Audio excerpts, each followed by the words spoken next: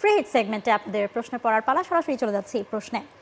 প্রথম প্রশ্ন পথহারা পথিক তুষার, তিনি প্রশ্ন করেছেন বিসিবির কাছে জানতে চাওয়া মেয়েদের বিপিএল কি এই বছর হবে নাকি সামনের বছর হবে, আর দল কয়টি হবে? সমর্থক হিসেবে আমরা চাই ভালো একটি বিপিএল আর পাশাপাশি স্পোর্টিং উইকেট ও ভালো মানের বিদেশি খেলোয়াড় আনলে খুশি হব, আর প্রত্যেক খেলোয়াড়কে আর্থিকভাবে অনুদান দিলে খুশি হব, তারা যেন টাকা নিয়ে কোনো সমস্যায় না পড়ে সেদিকে বিসিবি নজর রাখলে ভালো হবে। শুভকামনা রইল মেয়েদের জন্য আমাদের পক্ষ থেকে শুভকামনা। শুধু মেয়েদের ছেলেদের নিয়ে সবসময় কথা বলা, আজকে বললো মেয়েদের নিয়ে। ওকে, হ্যাঁ, মেয়েদের সামনে অ্যাসাইনমেন্ট সবচেয়ে বড় হচ্ছে মানে ওয়ানডে বিশ্বকাপের বাছাই পর্ব রয়েছে তাদের।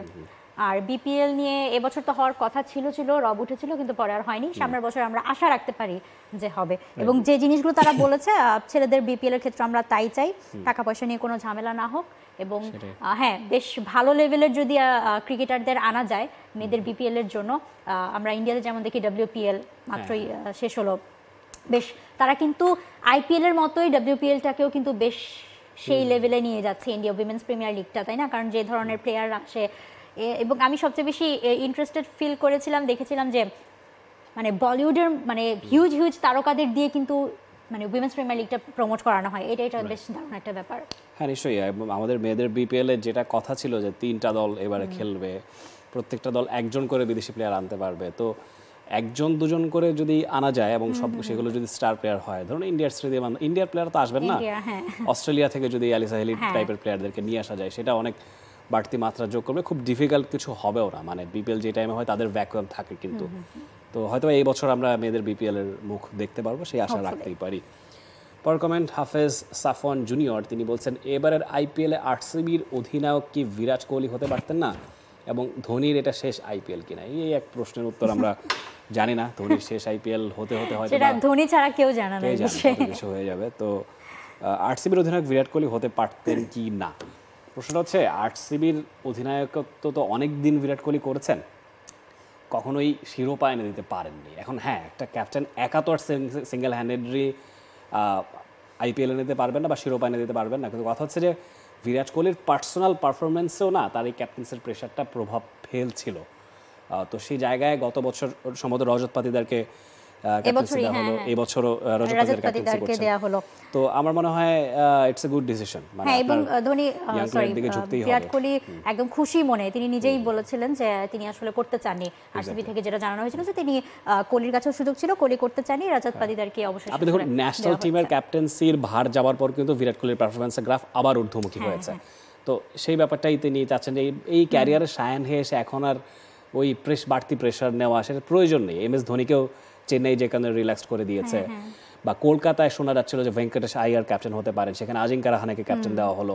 তো এই ব্যাপারগুলো আসলে আমার কাছে ফ্র্যাঞ্চাইজি ক্রিকেটে বা যে কোনো ঘরোয়া টুর্নামেন্ট বলেন বা ফ্র্যাঞ্চাইজি ক্রিকেটগুলোতে আমার কাছে মনে হয় যে মানে ক্যাপ্টেন একটু আসলে ইয়াংস্টারদের দেওয়া মনে হয় ভালো, মানে তাদের সেই অভ্যাসটা হয়ে যায়, প্র্যাকটিসটা হয়ে যায়, এটা বেশ ভালো একটা ব্যাপার। গৌতম জি, তিনি বলছেন নিউজিল্যান্ড ক্রিকেট দলের সেরা একাদশের অর্ধেক খেলোয়াড় না থাকার পরেও পাকিস্তান বাজেভাবে হারছে, আর কতদিন পাকিস্তান দলের এই অবস্থা থেকে বেরিয়ে আসতে কি করতে হবে? আমরা মূল সাথেও কথা বলছিলাম যে তাদের আসলে কি যেন বলছিলেন, কমন সেন্সের অ্যাপ্লাই করতে হবে, একটু পেশেন্ট হতে হবে, আর এত ইমপেশেন্ট হলে আসলে হয় না। রেস্টলেস হয়ে আপনি শুধু বারবার সাফল করতে থাকবেন, সেটা ঘরে হোক, অফিসে হোক, খেলার মাঠে হোক, কোথাও ভালো না। পাকিস্তানের মধ্যে আসলে ভালো এটা বলেছেন যে তাদের কিন্তু মানে ধৈর্যচ্যুতিটা খুব দ্রুত ঘটছে, ইদানিং দেখতে পাচ্ছি, মানে ম্যাচের মধ্যে আমার কাছে মনে এবং ম্যাচের বাইরেও পারিপার্শ্বিক কথাবার্তা সবকিছু নিয়ে তারা আসলে নিতে পারছে না। একটা ইস্যু কি, দে আর সামহাউ সাফারিং ফ্রম সাকসেস। কারণ কি, ওই যে তাদের ইতিহাস তো বেশ সমৃদ্ধ, আমাদের তো অ্যাচিভমেন্ট সেই অর্থে ট্রফি তো আমরা জিতিনি। একটা দল 92 সালে বিশ্বকাপ জিতেছে, একটা দল মানে আইসিসি চ্যাম্পিয়ন্স ট্রফি জিতেছে, টপ টিম অনেক সময় ছিল, টি20 বিশ্বকাপ তারা জিতেছে। তো তাদের অ্যাচিভমেন্ট যখন এত বেশি এবং তাদের প্লেয়ার যখন এত লেজেন্ডস পাকিস্তানে খেলেছে, তখন তাদের এই আক্ষেপটা না স্বাভাবিক। আমাদের তো এটাই বেস্ট টিম বাংলাদেশের, বা ধরুন সাকিব তামিমদের ব্যাচটাই বেস্ট টিম। আমাদের তো এর আগে এরকম গ্লোবাল স্ট্যান্ডার্ডে কোনো প্লেয়ার খেলেনি, কিন্তু তাদের ওয়াসিম আকরাম, ওয়াকির ইউনুসকে তারা যখন দেখে, হানিফ মোহাম্মদকে যখন তারা দেখে, রমিত রাজাদের যখন দেখে, এখনকার প্লেয়ারদের দিকে দেখলে তাদের ওই মেজাজটা ঠিক থাকে না। এটা হচ্ছে একটা সমস্যা হয়ে দাঁড়িয়েছে। যাই হোক, পরের কমেন্টে যেই জুয়েল শেখ, তিনি বলছেন বিজয়কে ওয়ানডেতে টানা 2-3টা সিরিজে সুযোগ দেওয়া উচিত নয় কি? হ্যাঁ, এনামুল হক বিজয় একটা সুযোগ ডিজার্ভ করেন। তিনি বারবারই নাইম শেখো অ্যাবসলিউটলি, তারা দুজনই ঘরোয়া ক্রিকেটে ভালো খেলেই কিন্তু প্রতিবার ন্যাশনাল টিমে ফেরেন। এবং ফেরার পর সেটা কাজে লাগাতে পারেন কি না পারেন তার চেয়ে বড় প্রশ্ন কি কতটুকু সুযোগ দিচ্ছে একটা প্লেয়ার। আপনি যখন ঘরোয়া ক্রিকেটে তার পারফরমেন্স থেকে জাতীয় দলে নেবেন, আপনি এক্সপেক্ট করতে পারেন না যে প্রথম ম্যাচ থেকেই সে ক্লিক করা শুরু করবে। একটা দুটো ম্যাচ হয়তো বা তার টিমের সাথে খাপ খাওয়াতে লাগতে পারে। আপনি দেখুন গতবার বিপিএলে, গতবারের আগেরবার বিপিএল সম্ভবত রনি তালুকদার কত ভালো খেললেন, ন্যাশনাল টিমে তিনি ফিরলেন, তাকে কিন্তু সেভাবে করে পর্যাপ্ত সুযোগ দেওয়া হলো না, ডিফারেন্ট ফরম্যাটে তাকে খেলানো হলো। তো আপনি যদি তাকে সুযোগ দেওয়াটা এফোর্ড করতে না পারেন তাহলে তাকে ফেরাবেনই না। মানে ওই যে রনি তালুকদারের ওই রিদমের তারটা তখন আবার কেটে গেছে এবং এইবারের বিপিএলও কিন্তু তিনি সেভাবে করে পারফর্ম করতে পারলেন না। তো এই আর কি, সুযোগ দিতে হলে আপনাকে ফুল ফ্লেজেড সুযোগ দিতে হবে, সেটা হচ্ছে কথা। পরের কমেন্ট সুদীপ দাস, তিনি বলছেন শান্তর এই ডিপিএল এর সেঞ্চুরি কি ইন্টারন্যাশনালে কোনো কাজে আসবে? হ্যাঁ, কেন কাজে আসবে না? ওই যে বললাম না, মানে একটা বেশ খারাপ সময়ের মধ্যে দিয়ে যাচ্ছিল, সেখান থেকে যখন তার ব্যাটটা জ্বলে উঠেছে এবং তিনি রানে ফিরেছেন, সেঞ্চুরি করেছেন, অবশ্যই তাকে সেটা মেন্টালি অনেক দারুণভাবে বুস্ট আপ করবে। এবং সেই বুস্ট আপ সামনে জিম্বাবুয়ে সিরিজ আছে, যদিও টেস্ট ফরম্যাট বা ইন্টারন্যাশনালি পরবর্তীতে অবশ্যই, কারণ শান্ত অনেকটা দিন বিপিএলে তো খেলারই সুযোগ পায়নি, তাই না? তারপরে তো চ্যাম্পিয়ন্স ট্রফি, তো সব কিছু মিলে অনেকটা দিনই শান্তর আসলে ব্যাটিং নিয়ে কথা হচ্ছিল এবং কিছু ছিল না। সেখানে একটা সেঞ্চুরি অবশ্যই দারুণভাবে তাকে বুস্ট আপ করবে। এবং সেই সঙ্গে এখানে একটা ব্যাপার কি, তার প্রশ্নের মধ্যে আরেকটা ব্যাপার আছে, ডিপিএল এর এই সেঞ্চুরি, মানে ডিপিএলকে খানিকটা তিনি আসলে হয়তো বা আন্ডার এস্টিমেট করছেন কিনা আমি জানি না। হ্যাঁ, আমাদের ঘরোয়া ক্রিকেটের কোয়ালিটি নিয়ে অনেক রকমের কথা আছে, এটা তো একেবারে ইন্ডিয়ার রঞ্জি পর্যায়ে যায়নি বা শেফিল্ড ক্রিকেটের পর্যায়ে চলে যায়নি বা ধরুন কাউন্টি ক্রিকেট পর্যায়ে চলে যায়নি, সেই প্রশ্নগুলো আছে। কিন্তু আমাদের তো এইগুলোর উপরে রিলাই করেই টিমটা সাজানো হচ্ছে। ডিপিএল, এনসিএল, বিপিএল থেকেই তো আমরা ন্যাশনাল টিমের প্লেয়ারগুলো পাচ্ছি। আউট অফ নোহেয়ার কোথাও থেকে তো আমরা প্লেয়ার নিতে পারবো না, আপনার যা আছে তা থেকেই তো নিতে হবে। এবং ডিপিএল এ পারফর্ম করা, এইটুকু এনশোর করতে পারি এবারে ডিপিএল বেশ কম্পিটিটিভ হচ্ছে এবং এখানে পারফর্ম করাটা লেজিট পারফরমেন্স। এখানে আসলে আপনি এটা সলিড পারফরমেন্স হিসেবে বিবেচনা করতে পারেন।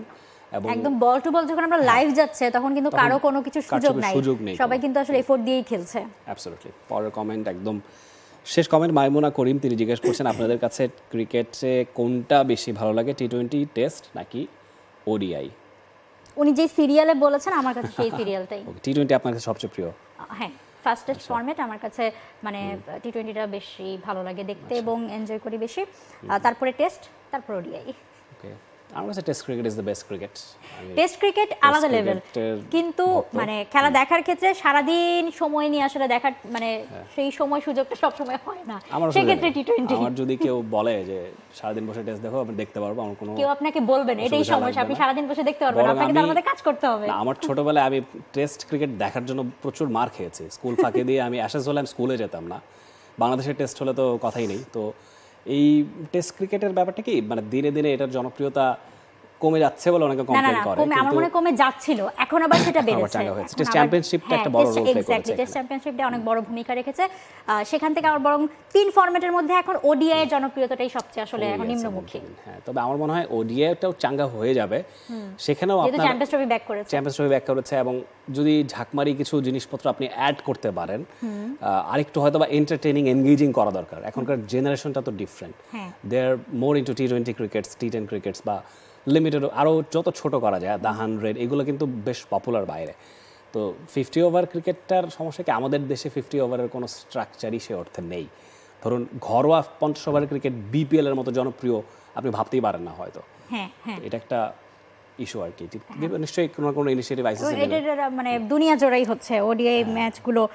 যেমন এই যে দেখেন চ্যাম্পিয়ন্স ট্রফির আগে আমরা দেখলাম যে অনেক প্লেয়ারই কিন্তু খেলতে আসলেন না, অস্ট্রেলিয়ার বা অন্যান্য টিমের অনেকেই। সো অনেকেই তখনও বলছিল যে আসলে কি ওয়ান ডের জনপ্রিয়তাটা এতটাই কমে গেছে যে ক্রিকেটাররা ওয়ান ডে ফরম্যাট আসলে এখন খেলতে চাচ্ছে না, এটার একটা প্রশ্ন উঠেছিল। অনেক বছর আগের কথা, আমার ঠিক মনে নেই, অ্যাটলিস্ট 15-16 বছর আগের কথা। সচিন টেন্ডুলকার একবার একটা প্রপোজাল দিয়েছিলেন যে ওয়ান ডে ক্রিকেটটাকে ভেঙে 25 ওভারের টেস্ট ম্যাচ করে দেওয়া উচিত। আচ্ছা, তো মানে খুব ইনোভেটিভ লেগেছিল। তখন অনেক পক্ষে বিপক্ষে অনেক কথা হয়েছে, রিকি পন্টিং সহ অনেকে অপোজ করেছিলেন। আমার কাছে আইডিয়াটা ইনোভেটিভ লেগেছিল যে আপনি টেস্টের স্ট্রাকচারে 25 ওভারের ক্রিকেট খেলবেন। তো এটাই করতে হবে সেটা বলছি না, বাট এরকম ক্রিয়েটিভ আর কি ভাবা যায় ওয়ানডে ক্রিকেটটাকে বাঁচিয়ে রাখার জন্য, এটা নিশ্চয়ই আইসিসি ভাববে। এবং যেই দেশগুলো হর্তাকর্তা, যেই মোরলরা, তারা নিশ্চয়ই কোনো না কোনো সিদ্ধান্ত নিতেই পারে। ওকে, সো আজকের দ্য ক্রিকেট শো এই পর্যন্তই। সবাই ভালো থাকুন, সুস্থ থাকুন এবং খেলা দেখতে, খেলার আপডেট জানতে সবসময় চোখ রাখুন টি স্পোর্টসে। ধন্যবাদ সবাইকে।